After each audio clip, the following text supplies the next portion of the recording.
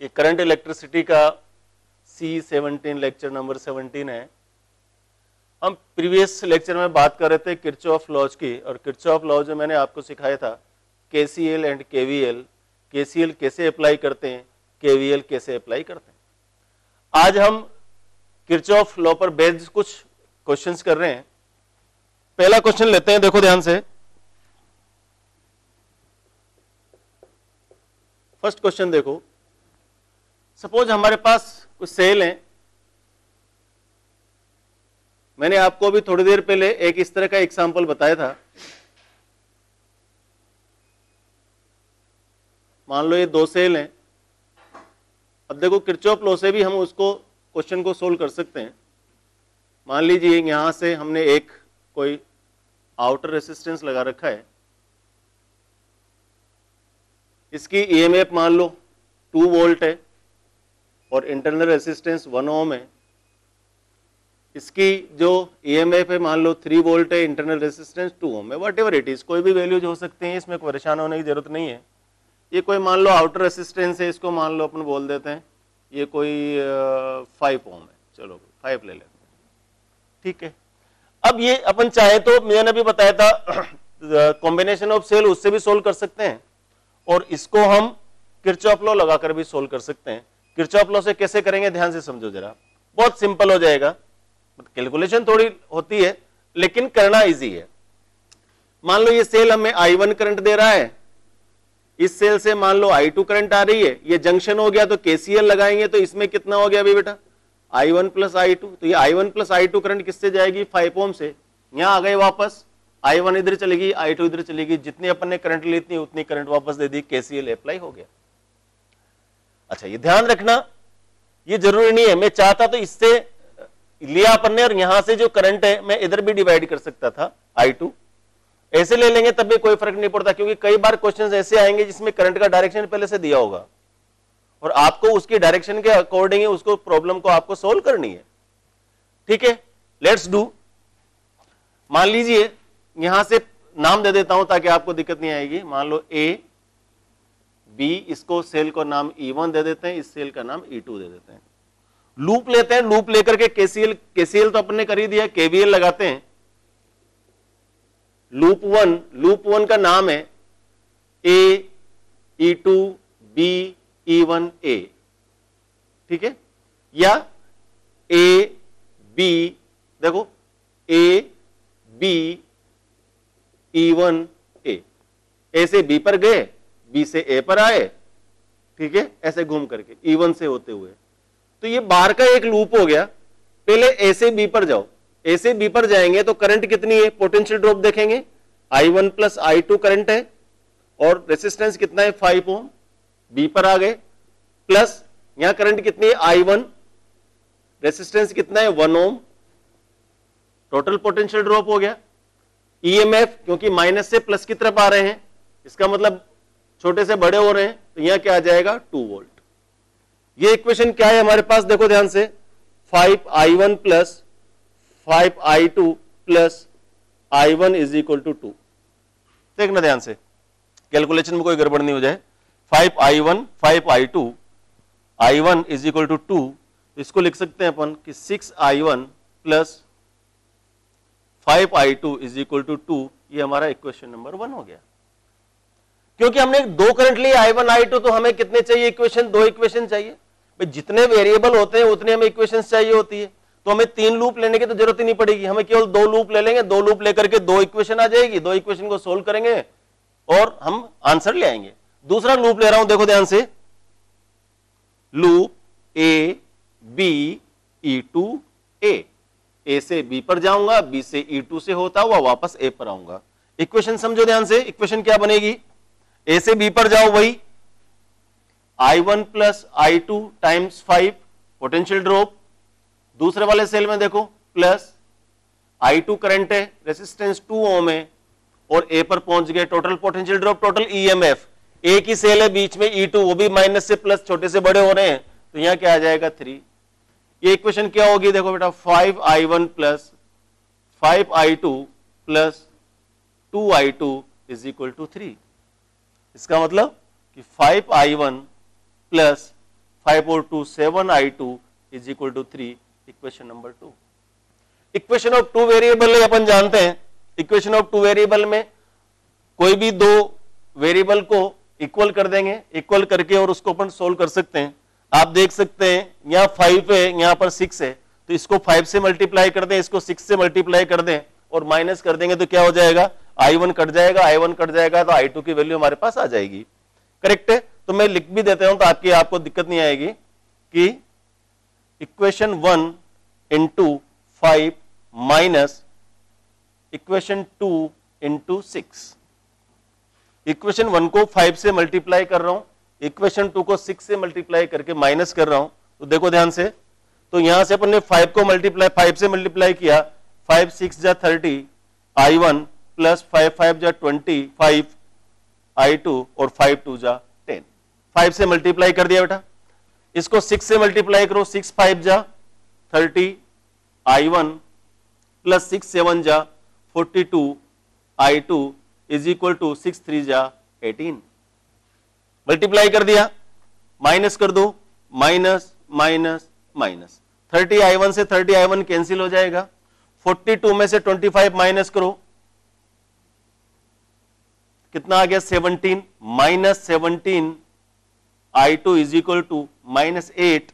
तो I2 is equal to क्या आ गया, I2 इज इक्वल टू, ध्यान से देखो, माइनस माइनस प्लस हो जाएगा, 8/17 एम्पियर करंट हमारे पास I2 आ गई। I2 आ गई, I2 की किसी भी इक्वेशन में वैल्यू पुट कर दोगे तो I1 आ जाएगा। साइमल्टेनियस इक्वेशंस आप जानते हो, देखो जरा इक्वेशन 1 में रख रहा हूं मैं, प्लेस I2 इन इक्वेशन 1 में डाल रहा हूं वैल्यू, तो 6 I1 plus 5 into 8/17 is equal to 2, it gives us 6 I1 is equal to 2 minus 5 8 जा 40/17। इसको इधर ले आया तो ये हो जाएगा हमारा 17 2 जा 34 माइनस 40 डिवाइडेड बाय 17 और I1 is equal to minus, देखो 40 में से 34 गया तो कितना बच गया, 6/17 और ये 6 नीचे आ जाएगा, 6 से 6 कैंसिल हो जाएगा तो कितना हो गया, माइनस 1/17 एम्पियर। I1 आ गया, I2 आ गया, दोनों की वैल्यू हम फाइंड कर लिया हमने इजीली, कोई दिक्कत नहीं। अब देखो यहां पर जो माइनस आ रहा है इसका मतलब समझो कि माइनस 1/17 क्यों है। देखो हम चाहते तो यहां से जब I1 A पर लेते, इधर I2 का डायरेक्शन इधर आता, तो ये जो माइनस बता रहा है कि आपने जो डायरेक्शन लिए अपने सर्किट में वो डायरेक्शन गलत है। ये डायरेक्शन क्या आना चाहिए, ए से और E2 की तरफ होनी चाहिए, लेकिन इसमें कोई फर्क नहीं पड़ता, अगर माइनस साइन आ जाए इसका मतलब कन्वेंशनल डायरेक्शन आपकी गलत है, लेकिन इस सवाल बिल्कुल सही है। समझ आएगी बात, तो आप इसको पॉज करके नोट कर लीजिए और अपन दूसरा सवाल करते हैं। कोई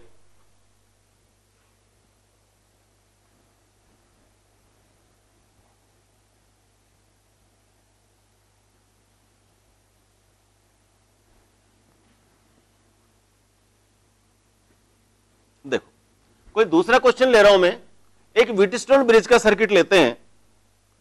आपको मैंने बताया था कि अगर मान लो ये कोई व्हीटस्टोन ब्रिज है, व्हीटस्टोन ब्रिज क्या होता है, 4 क्वाड्रिलेटरल की साइड्स पर 4 रेसिस्टेंस लगे होते हैं, एक रेसिस्टेंस बीच में मान लीजिए जो गैल्वेनोमीटर की जगह लगाते हैं अपन, यहां पर गैल्वेनोमीटर की जगह मैं सीधा रेसिस्टेंस लगा रहा हूं। यहां पर मान लीजिए मेरे पास कोई ये बैटरी है और इसको मैंने यहां से कनेक्ट कर दिया A B C D। अगर मैं यहां लिख दूं कि सारे रेसिस्टेंस सेम है, भाई चलो ये R R R R R सारे रेसिस्टेंस सेम है, तो अगर आप इसको सीधा व्हीटस्टोन ब्रिज लगाओगे तो आप 1 मिनट में आंसर देखो सर हमें तो पता है कुछ नहीं है, क्योंकि A और B का पोटेंशियल डिफरेंस A और D के पोटेंशियल डिफरेंस के इक्वल है। इसका मतलब VB equal to VD, VB equal to VD, इसका मतलब R में कोई करंट नहीं जाएगा, R में करंट नहीं जाएगा, सीधा I1 इधर चला जाएगा, इसका मतलब सीरीज में हो गए, I2 इधर चल जाएगा, दोनों सीरीज में हो गए, ऊपर हो गया 2R, नीचे हो गया 2R और 2R पैरेलल में जोड़ देंगे तो आर इक्विवेलेंट क्या आ जाएगा हमारे पास? सीधा आर। इसका आंसर आर। हम सीधा इससे भी कर सकते हैं, लेकिन इसी को अपन किरचॉफ नियम अप्लाई करके और कैसे सोल्व करते हैं देखो ध्यान से, ठीक है ना। Condition for Wheatstone bridge using Kirchhoff law, इसको यूं भी बोल सकते हो, balanced condition for Wheatstone bridge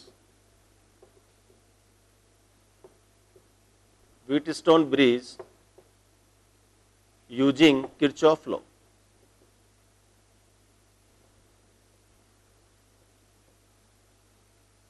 Kirchhoff law use करके व्हीटस्टोन ब्रिज का अपन बैलेंस कंडीशन फाइंड करते हैं। देखो ये सारे रेसिस्टेंस है में, ठीक है, मान ली बात। मान लीजिए इसको बोल दूं मैं P, PQRS, चलो मैं डायरेक्ट सोल्व कर देता हूं, प्लस माइनस। मान लो यहां से करंट लिया हमने I करंट यहां डिवाइड हो जाएगा, ठीक है। करंट कितनी आ गई? मान लो इसमें I1, इसमें I2, यहां से डिवाइड कर दो, इसमें से I डैश करंट इधर दे देंगे तो कितनी हो जाएगी? I1 minus I dash. I dash इधर से आ रही है, I2 इधर से आ रही है, तो कितनी होगी है? I2 plus I dash. अभी थोड़ी देर पहले अपन ने ऐसा क्वेश्चन किया था, और यहां पर क्या हो जाएगी?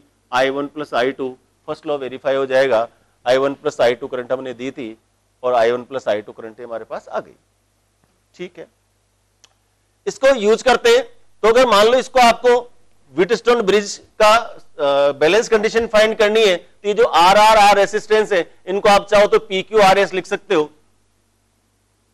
ये हो गया P, ये Q, ये R और ये S, ठीक है भाई।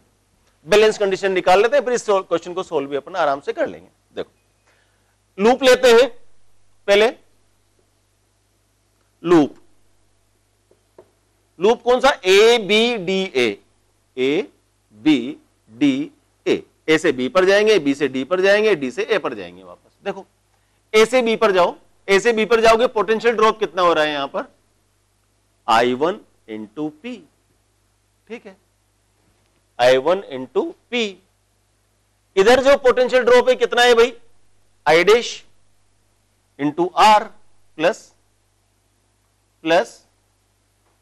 I डैश, या R की जगह कुछ और ले लेते हैं, G ले लेते हैं, I डैश इंटू G। यहां आ गए, वापस चलो, minus I2R is equal to 0। कोई EMF सोर्स नहीं है, इसलिए अपन क्या कर देंगे? EMF की जगह 0 लिख देंगे। तो यहां से मेरे पास जो इक्वेशन आया कि I1P I dash into G minus I2R, ये एक इक्वेशन मेरे पास बन गया। दूसरा देखो BCDB, loop BCDB।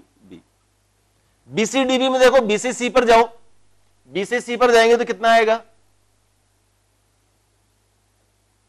I1 minus I dash into Q। इधर आइए D पर, प्लस C से D पर आएंगे तो नेगेटिव साइन आएगा बेटा, डायरेक्शन करंट का D से C की तरफ पर हम जा रहे हैं, C से D की तरफ, तो minus I2 plus I dash times S। ऊपर जाइए, minus I dash G is equal to 0। G है ये दूसरा इक्वेशन है, ठीक है। अब अगर ब्रिज बैलेंस है तो क्या होना चाहिए? ब्रिज बैलेंस है तो I dash is equal to 0 होना चाहिए। तो इफ ब्रिज इज बैलेंस,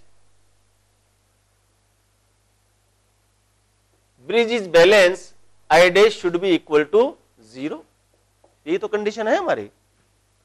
अगर मान लीजिए I डैश को मैं 0 कर दूं तो इक्वेशन क्या मिलेगी मेरे को? देखो यहां से I1P is equal to I2R।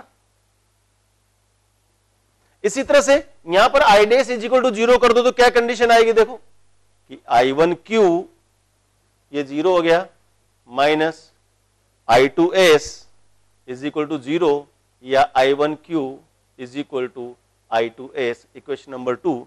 दोनों इक्वेशन को डिवाइड कर दें, दोनों इक्वेशन को डिवाइड कर देंगे क्या आ जाएगा? देखो P है, देखो कि I1P अच्छा Q ही है क्या, देखो तो पहली इक्वेशन क्या है, I1P divided by I1Q I2R divided by I2S, I1 से I1 कैंसिल हो जाएगा, I2 से I2, P upon Q is equal to R upon S। अब आप कहें कि अगर P equal to Q equal to R equal to S, सारे अगर मान लीजिए R हैं, तो उस केस में जब इसको अपन सोल्व करेंगे तो क्या आ जाएगा, देखो R अपॉन R कैंसिल हो जाएंगे, same current flow through the ABC and ADC, ABC में से मान लो सेम करंट जाएगी, ADC में भी सेम करंट जाएगी, और उस केस में हमारे पास जिसका इक्विवेलेंट रेजिस्टेंस आ जाएगा वो कितना आ जाएगा, R। समझ आएगी बात, इसको पॉज करके नोट कर लीजिए।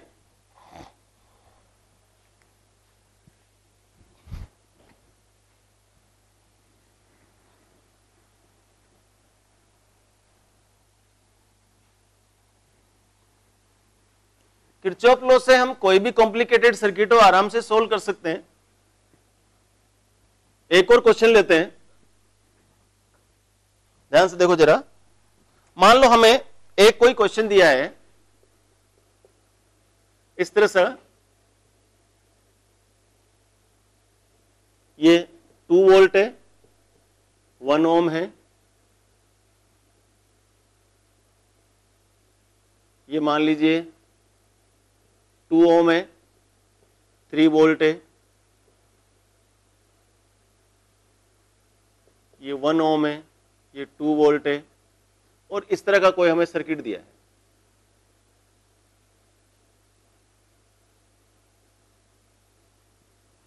ठीक है, चलो, और हमें ये बोला है कि ये I1 है, ये I2 है, और ये I3 है। Find the value of I1, I2 and I3। अब इसको देखें तो हम बड़ा सा कंफ्यूजन सा नजर आता है, सर इसको कैसे सोल्व करेंगे, ये सीरीज में है, पैरेलल में, इधर नेगेटिव से पॉजिटिव है, इधर पॉजिटिव से नेगेटिव है, वो तो मुझे भी दिख रहा है। तो अब बेसिक इस प्रॉब्लम को किससे करें, सीधा सीधा किरचॉफ से सोल्व कर लेंगे। हमसे सीधा बोल दिया find I1, I2 and I3। 3 currents हमें फाइंड करनी है। अब यहां ध्यान से देखो, आपको KCL लगाने की जरूरत नहीं है, पहले से उसने KCL लगा करके दिया है। हमें बिल्कुल बोल दे कि I1 है या I2 है, I3 है, डायरेक्शन ऑफ करंट उसने बना रखा है, तो हम अपनी तरफ से कोई भी करंट का डायरेक्शन यहां पर बना नहीं सकते। ठीक है, तो जो उसने दिया है वही सोल्व करेंगे, बस लूप लेंगे और सोल्व कर देंगे, नाम दे देते हैं बस A B C D E F। ठीक, क्योंकि 3 वेरिएबल्स हैं, I1, I2, I3, तो हमें कितनी इक्वेशन चाहिए, 3 इक्वेशन चाहिए। इक्वेशन आपको सोल्व करनी आती होगी।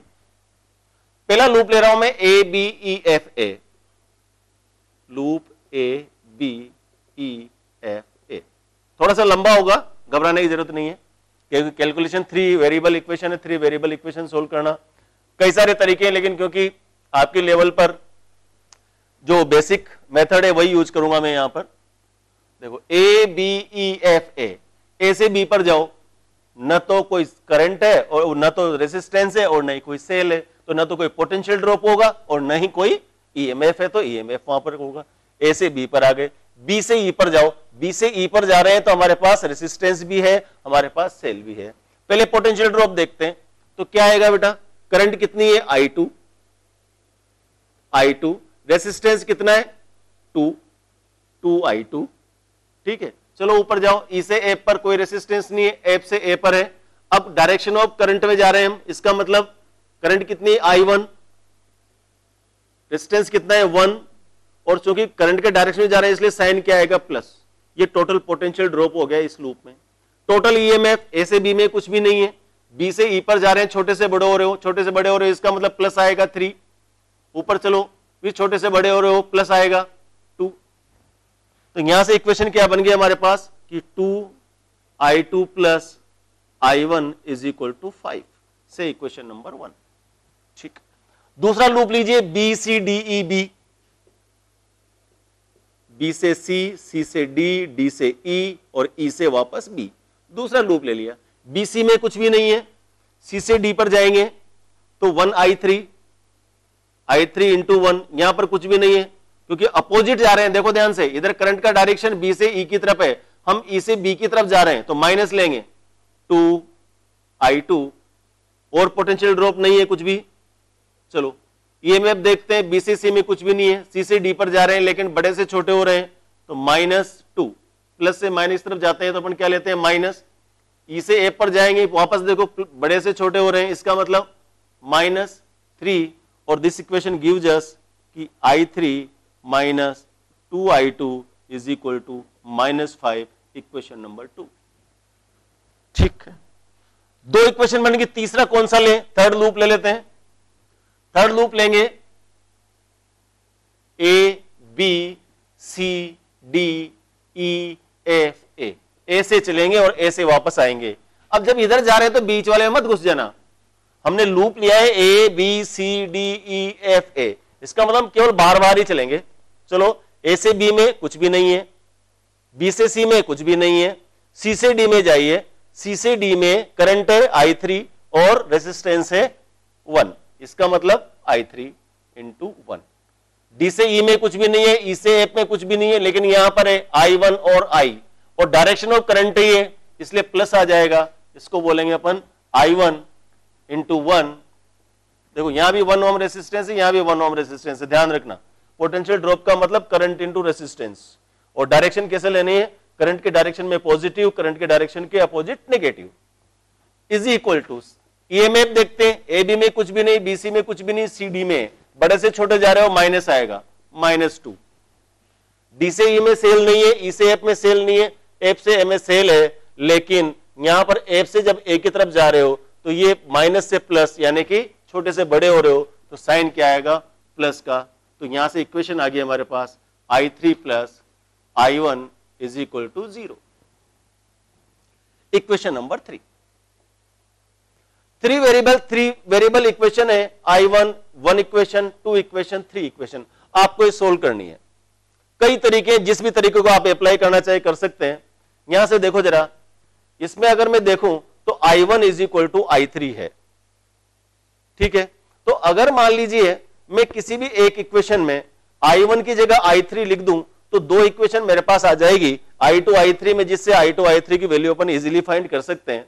ध्यान से देखो जरा, तो I3 is equal to I1, I1 को माइनस I3 किस में रख देंगे? इक्वेशन नंबर 1 में। Place I1 in equation 1। Equation 1 में जैसे I1 की वैल्यू रखते हैं तो हमारे पास इक्वेशन बनकर के आती है कि 2I2 minus I3 is equal to 5 से इक्वेशन नंबर 4, ठीक है।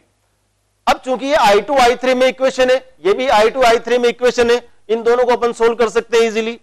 देखो ध्यान से, मैं यहां लिखता हूं कि इक्वेशन 4 प्लस इक्वेशन 2, दोनों को प्लस कर देंगे तो I2 I3 की वैल्यू आ जाएगी।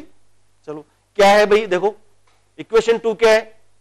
-2I2 plus I3 equal to -5। ये इक्वेशन क्या है?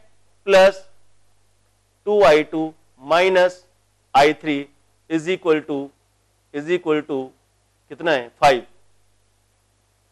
बहुत सारे प्रॉब्लम एक साथ ही सोल्व हो गए। देखो I3 इक्वल टू 0 है, I2 इक्वल टू भी 0 है।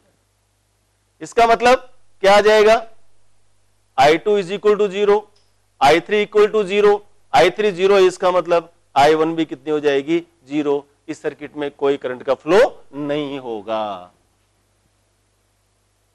समझ आए? क्योंकि ये देखो, ये दोनों अपोजिट साइन में है, ये इस तरफ है, तो इस सर्किट में कोई भी करंट का फ्लो होने वाला नहीं है। आप पॉज करके इसको नोट कर सकते हैं, कैलकुलेशन एक बार और चेक कर लो।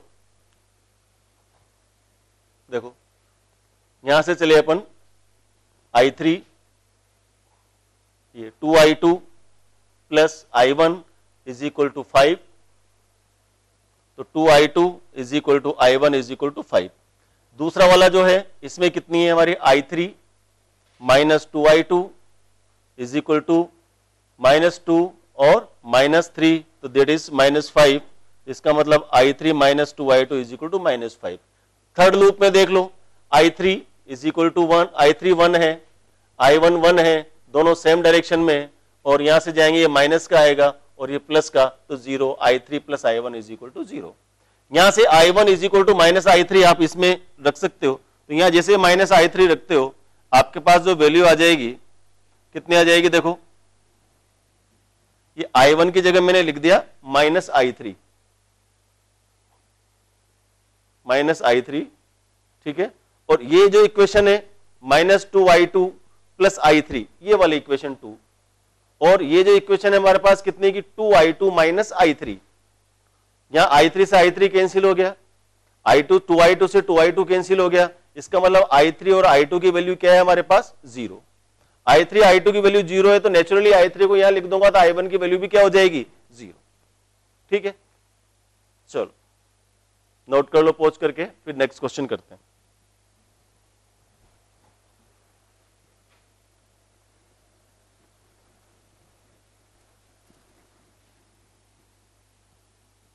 रोक लो,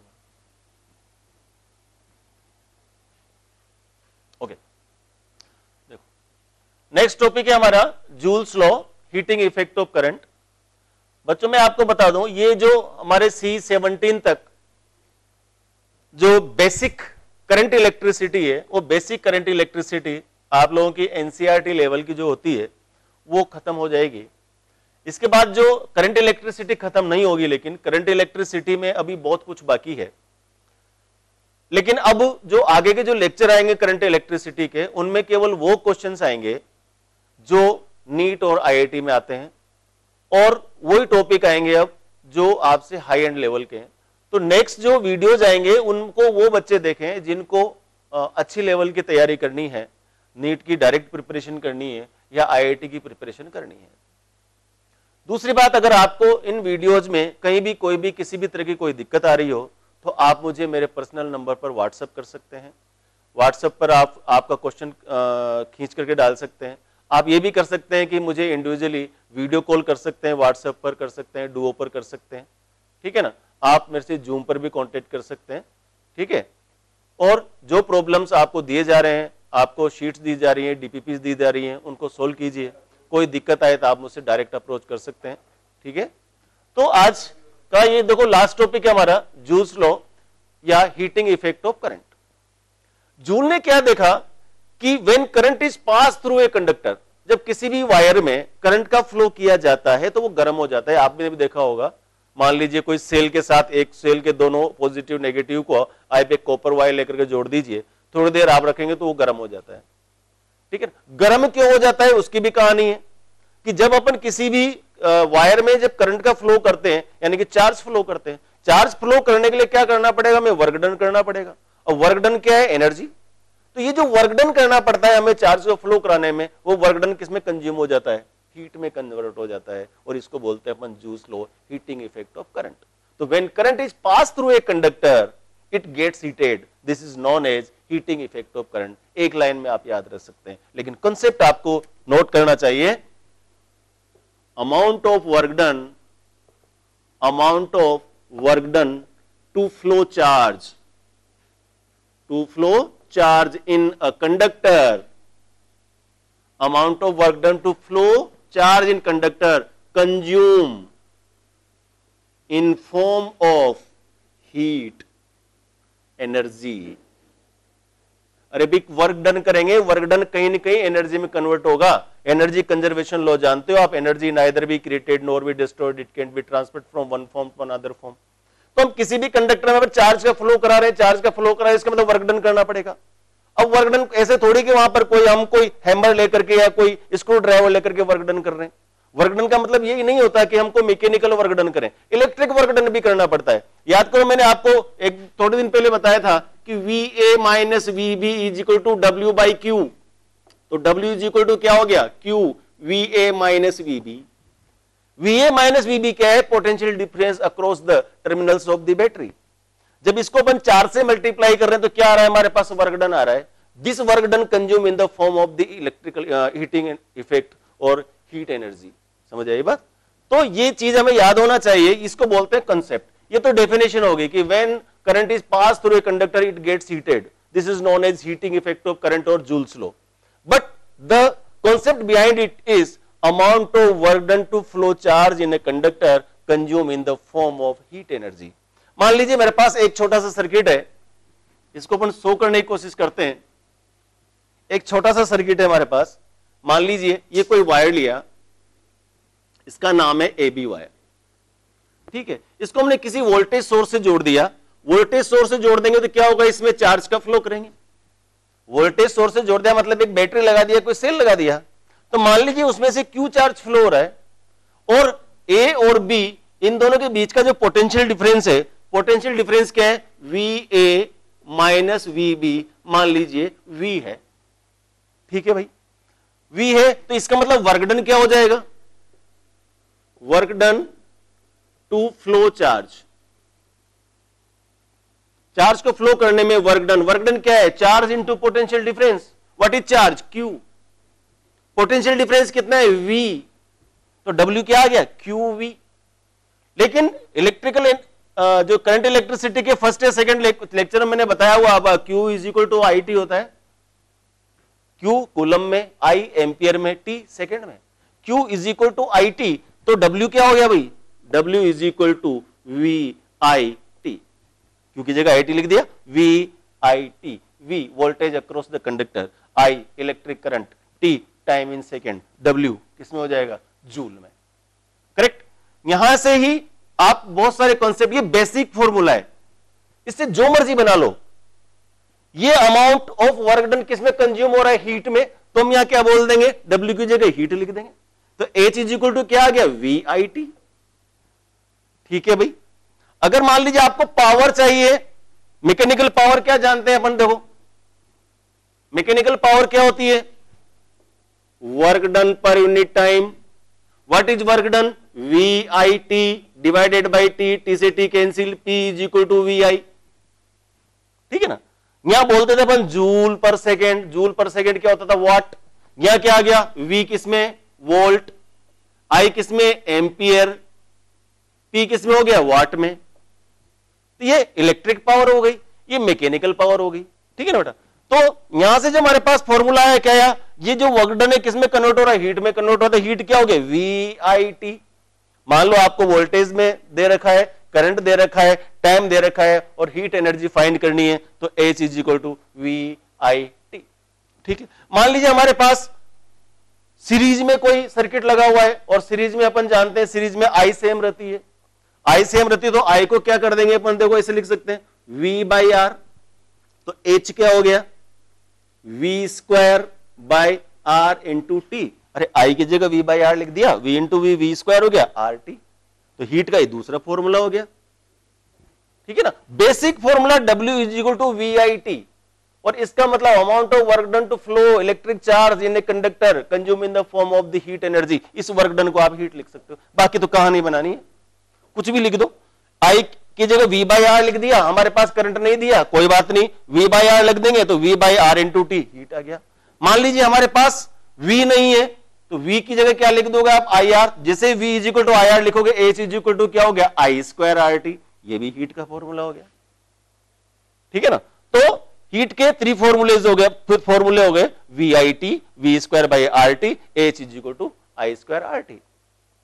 पावर कंजम्पशन निकालना है, पावर कंजम्पशन में भी सेम चीज अप्लाई कर सकते हो आप, देखो electric power P is equal to VI है, P is equal to VI, V की जगह क्या लिख सकते हैं अपन, IR इंटू I, तो P इज इक्वल टू क्या आ गया, I स्क्वायर R, पावर हो गई वाट में। मान लीजिए हमारे पास I नहीं दे रखा, केवल V दे रखा है, रेजिस्टेंस दे रखा है, तो पावर क्या हो गया, यहां क्या लिख देंगे अपन, I की जगह V बाई R, तो V into V by R that is V square by R, ये इलेक्ट्रिक पावर आ गई, समझ आ गया। मान लीजिए हमारे पास हीट जूल में है, लेकिन बोलते नहीं जी हीट की जो यूनिट होती है वो तो कैलोरी होती है, कोई फर्क नहीं पड़ता, इसको जे से डिवाइड कर दो तो किस में हो जाएगी, वो कैलोरी में कन्वर्ट हो जाएगी। जे क्या होता है, mechanical equivalent of the heat, ठीक है। यहां से देखो 3 चीजें अपने पास निकल करके आती है, H is equal to I square RT से क्या निकल करके आती है, 3 नियम अपन यहां पर बोल सकते हैं। H is equal to I square RT, heat जो प्रोड्यूस होती है वायर में वो 3 चीजों पर डिपेंड करती है, I पर, R पर और T पर। इसको पॉज करके नोट कर लीजिए।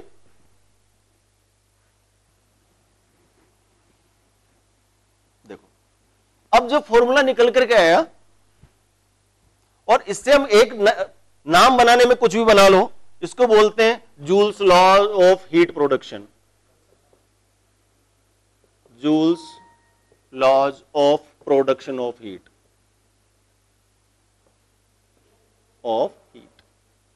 हीट प्रोडक्शन के रूल्स देखो, बहुत सिंपल सी चीज है, I इज इक्वल टू है I square R T.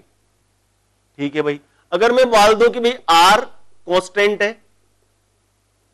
T constant है, मतलब एक मान लो 500 ओम का या 1 किलो ओम का कोई रेसिस्टेंस ले लिया और उसमें 3 मिनट के लिए हमने करंट को प्रोड्यूस किया। ठीक है, तो ये अगर अपन ने दोनों कांस्टेंट कर दिए तो अब हीट प्रोड्यूस, ज्यादा हीट चाहिए तो क्या करना पड़ेगा, अपन को करंट ज्यादा देना पड़ेगा, क्योंकि अब क्या होगा, H proportional to I square. इसका मतलब हीट का जो प्रोडक्शन होगा directly proportional to the square of the current. जितनी ज्यादा करंट फ्लो करेंगे उतनी ज्यादा हीट प्रोड्यूस होगी। अगर आपसे इसको ग्राफ कोई पूछे सीधा सीधा, क्योंकि डायरेक्टली प्रोपोर्शनल का ग्राफ है I और H में, तो ये हो जाएगा हमारे पास H proportional to I square, कि heat produce is directly proportional to square of the current. दोबारा समझो, फर्स्ट लॉ हो गया ये, फर्स्ट लॉ हो गया। फर्स्ट लॉ क्या हो गया कि H is equal to I square R T. If R and T are constant, if the resistance of the conductor is constant, time of flow of current is constant, then heat produced in the conductor will be directly proportional to square of the current.